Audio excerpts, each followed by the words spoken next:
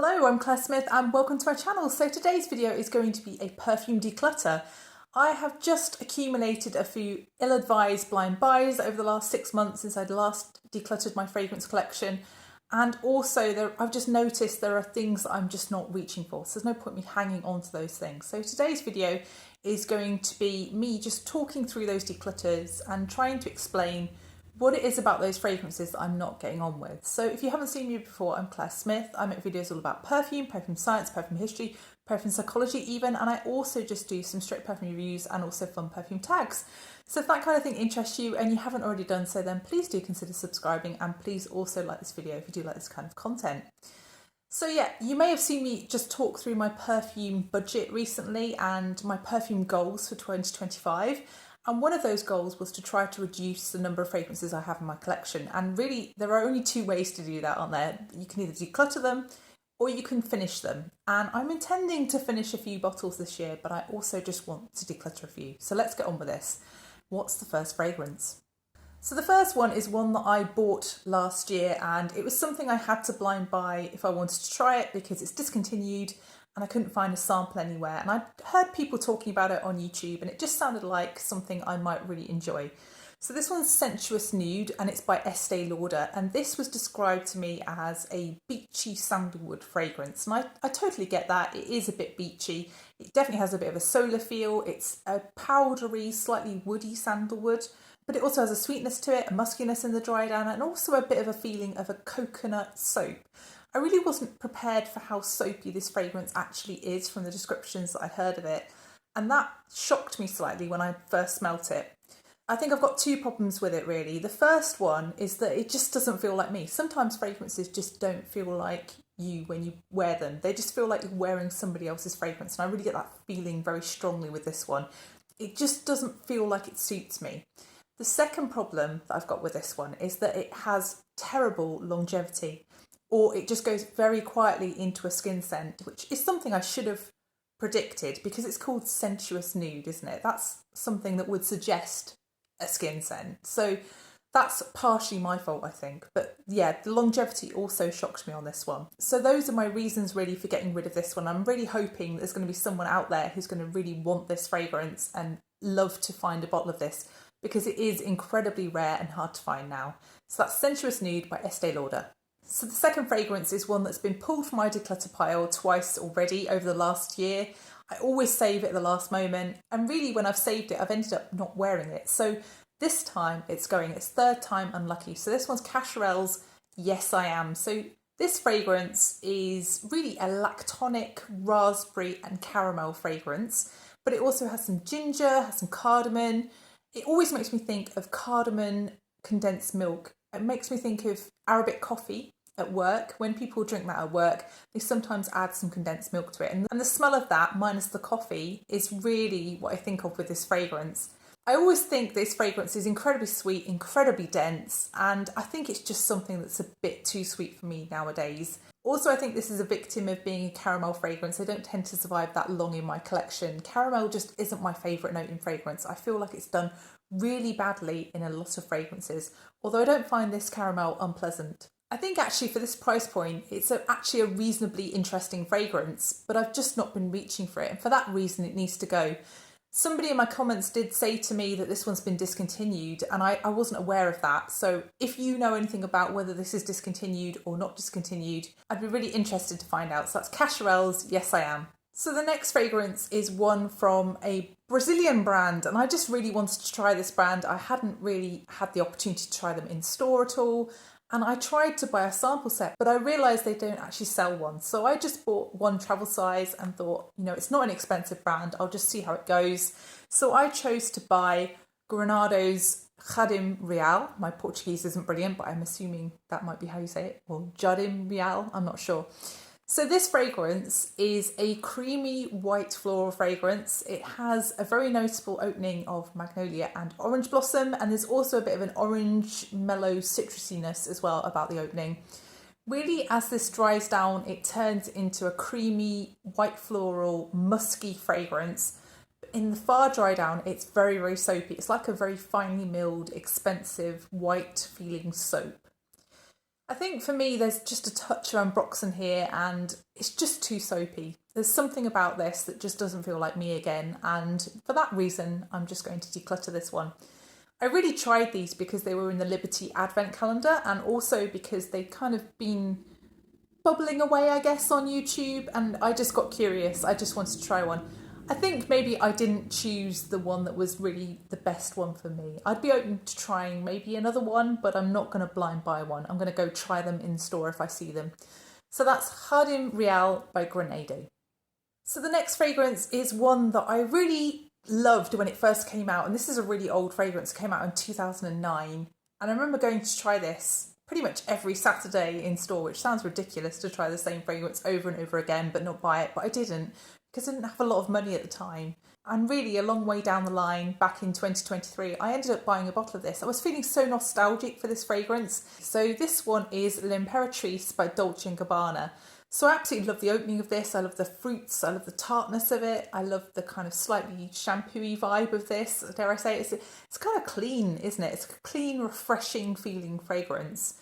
The kiwi, the watermelon, and also the rhubarb do give this an extreme tartness. It smells almost like, I don't know, like one of those sour candies, like one of those sour sweets you get in sweet bags. This to me, though, as it starts to dry down, it turns into something slightly peachy. There's definitely more fruits here than I think are listed. But then in the final dry down of this, it turns into a soapy, musky fragrance. And the musk here is quite dense and it's quite textured. The musk here smells to me more like a laundry style musk than any other type of musk. And I guess the grainy texture of this is what I don't particularly enjoy in the dry down. Also, the musk on my skin is quite sour smelling. I think probably because of the fruits in the opening. There's something just not quite right on my skin with this fragrance. And because of that, I just don't end up reaching for this one. Or sometimes when I do reach for this one, I just continually spray it throughout the day. So I never really reach the dry down and I just continually get the opening, which is okay if you're at home, but it's a bit inconvenient on the go. So this one I just think has to leave. I can totally see why people love the opening of this fragrance, and I can see why it's a classic for the summer, but it just does not work on my skin. So that's L'Imperatrice by Dolce & Gabbana. So the next fragrance is one that I actually finished a bottle of. So I finished a bottle of Emporio Armani Because It's You. I finished this 30ml bottle a few years back, and I bought a 50ml bottle and also a travel spray to replace it. They were in a set. And I just realised that I wasn't ever going to get through 50ml bottle of this fragrance ever again because my collection is continually changing and expanding. And I just realised as well with this travel spray that I'm just not reaching for it and it can leave my collection. So this fragrance really was one of my favourites at one point, but I just feel like my taste has moved on from 4 or 5 years ago when I first was wearing this fragrance. But this one is a lemony feeling fragrance in the opening. The lemon is the most prominent thing, and then the raspberry and the rose and the musk and also the vanilla you get very prominently in the dry down. It's a very fresh feeling raspberry rose vanilla, but it is also very sweet. It also has a sparkle to it. It's a light pink feeling fragrance almost. I think this one has just sort of faded a little bit from consciousness. I don't hear anybody speaking about this one anymore. I don't think it was really that popular, but I feel like this is quite an easygoing, very wearable fragrance. I just don't reach for it, and for that reason it needs to go. So that's Because It's You by Emporio Armani. So the next fragrance is one that's already left my collection, and it was one I bought last year. I bought this sometime around the summer, I think, and it was something that I bought because I owned the EDT of this fragrance. I owned a vintage bottle of an EDT, a mini bottle. So this one is Jean Paul Gaultier's Classique, and it's the EDP version that came out before the latest version, which was released in 2018. So really quite an old bottle of fragrance. I bought this second hand, and there was something about this that I just couldn't wear. It just gave me a headache. It's a really creamy, boozy vanilla fragrance, but with some really heady florals. And that was really what gave me a bit of a headache. I think I was really looking for something along the lines of the EDT that I already own, but actually that fragrance, the EDP, was really quite different to the EDT.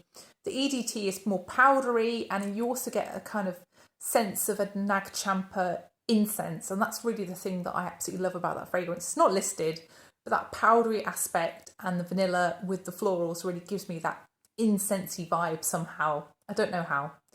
But yeah, this one just had to leave, and it was just purely because I couldn't wear it. So that's Jean Paul Gaultier's Classique, the EDP. The next fragrance is one that I never ever dreamt that I would own a bottle of. But I managed to get this in a bundle of fragrances, and clearly this was not a fragrance that I was aiming to buy. But I just happened to get it with another one. And for that reason, this one's being decluttered. So this one's Britney Spears Fantasy, and you can tell this is an older formulation bottle because there are 4 lines of gems on the bottle. The more modern ones have 3 lines of gems. It's not the really old formulation because those have gems around the collar. But this is certainly, probably about 10 years old, this bottle. And actually, when I tried it and compared it with the version that's in store now, I actually think in the dry down, the cupcake note is more prominent. It's more vanillic and creamy and definitely cakey. So this is a fruity vanilla, basically. It's kiwi and just a load of vanilla. And it also has a slight powderiness about it, but it just is a very definite celebrity fragrance of the 2000s. I was just not someone who was really into the music of Britney Spears when I was that age. I was 21 when this came out, and really at 21 you're not going to be buying a celebrity fragrance, I don't think. But I was just more into sort of, indie and just into ska, punk, that kind of thing. That was really what I really enjoyed in the musical world. So this one really didn't have a look in, really. I guess if Belle and Sebastian or NoFX had brought out a fragrance, I'd have probably bought it, but sadly they didn't. So yeah, Britney Spears Fantasy is going to leave my collection. So the next fragrance is one from the Nirvana line from Elizabeth & James. And I actually own Amethyst. I love Amethyst, but this one just didn't do it for me. And I was gifted this by Lizzie at Rose & Jones. She'd bought this in a bundle with another fragrance, and she just ended up not loving this one, and she offered this one to me to try, and I ended up not loving it either. So this one is Nirvana French Grey. So this line I really feel like is very sought after, and there are people who absolutely love this fragrance. And I'm not saying it's a bad fragrance at all, I'm just saying this one is not for me. I can actually appreciate that this one, I think, is actually a really good quality fragrance, and if you love it, go for it. This line is notorious for being amazing, isn't it? So I totally get it if you love this. This one is a neroli fragrance in the opening, and then it dries down into a soft lavender musk. The musk here is actually feeling quite 90s style to me. There's a little touch of something slightly animalic, very, very mildly animalic to me. It's got a slight dirtiness to it, like the musk I smell in things like Burberry Weekend, the original Burberry Weekend. It's not quite as extreme as Burberry Weekend, but there's definitely something sort of just teasing there.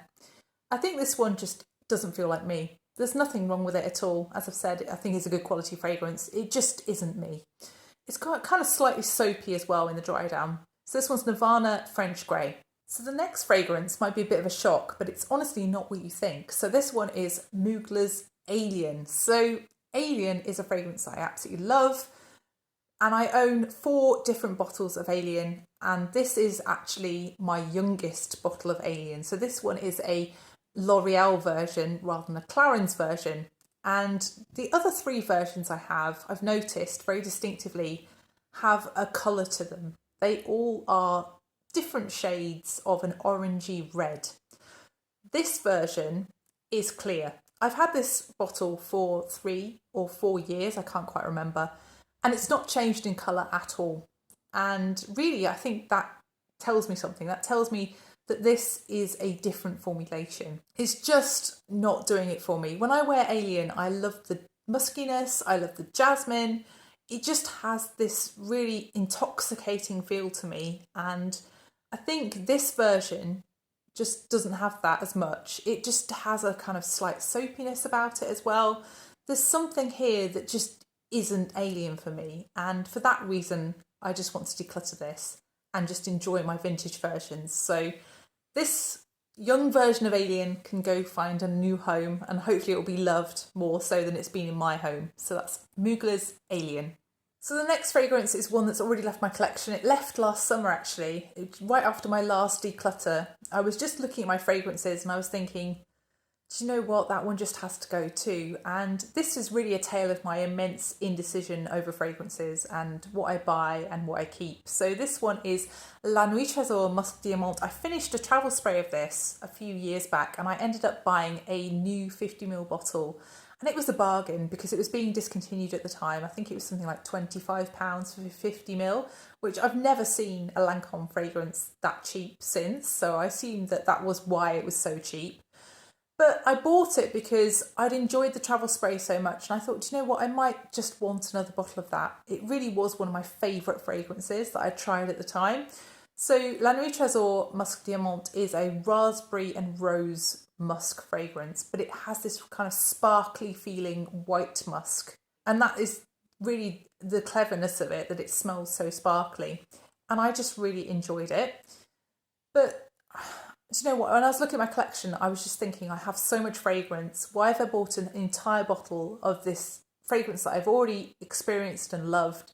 I need to move on and try new things. You know, when you're on YouTube, you need to be trying new fragrances pretty much all the time because sadly, new fragrances are where it's at with YouTube. And whilst I'm not someone who buys every single new release, and far from it, I hardly buy any new releases, I am someone who needs to move on from things because I become nostalgic.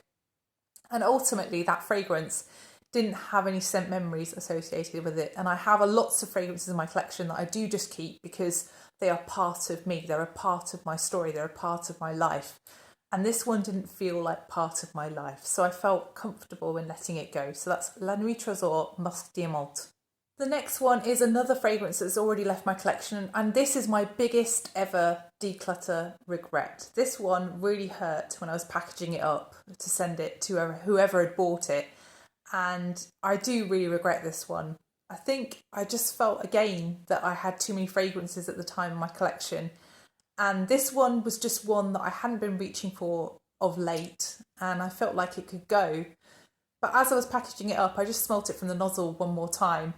And I was like, wow, that's an amazing fragrance. So this one is Miss Dior and it's the 2012 version. So not the 2017 version, not the 2021 version, not Miss Dior Cherie, sort of the in-between one, I guess. The reason I actually ended up decluttering this one is because I find it not exactly the same, but I would say it's the closest of the Miss Dior's to Coco Mademoiselle. It's definitely more rosy than Coco Mademoiselle and it doesn't have that Chanel patchouli. It's an easier fragrance to wear perhaps than Coco Mademoiselle. But because I have Coco Mademoiselle and I have Coco Mademoiselle Intense, quite often I would just reach for those over Miss Dior. I do feel a bit sad about this one going, but ultimately it's better that it's worn by someone and enjoyed rather than it just sits around being unloved on a shelf, really. I really want my fragrances to be worn and used, and if they're not being worn and used, they need to leave. So that's Miss Dior 2012. So the final fragrance is one that I won in a giveaway back in 2022, and this is just a little travel spray, but it's just from a brand that I've never really got along with, and this one's Mezensia's Golden Oud. So I think if you've tried Alberto Morillas's other fragrances that he's made for Gucci, for example, so for example Gucci Guilty Absolute Pour Homme, or if you've tried from the Alchemist range at Gucci, The Voice of the Snake, you will know roughly how this one smells. It's a leathery, woody, slightly metallic feeling oud, but it has the sort of vibes of those other two fragrances. So this one for me, even though rose is listed, I don't really smell the rose in this fragrance. It just makes me think along the lines of those other fragrances, and those other fragrances, they're just not for me. I can totally get that Gucci Guilty Absolute Pour Homme is a classic fragrance and is sought after now. And I think if you like that one, you'll probably like this one, but I just don't like that style of fragrance on me, at least. So this one can go. So that's Mezensia's Golden Oud. So that's the final fragrance in this video. I hope you've enjoyed it. If you have enjoyed it, then please press the like button and please also consider subscribing if you haven't done already. And please let me know, have you decluttered anything from your collection recently? Are you planning on doing a fragrance declutter? Or are you someone who never declutters their fragrances and is perfectly happy with their collection? I'd be really interested to know. So thank you so much for watching and I'll see you in the next one. Bye.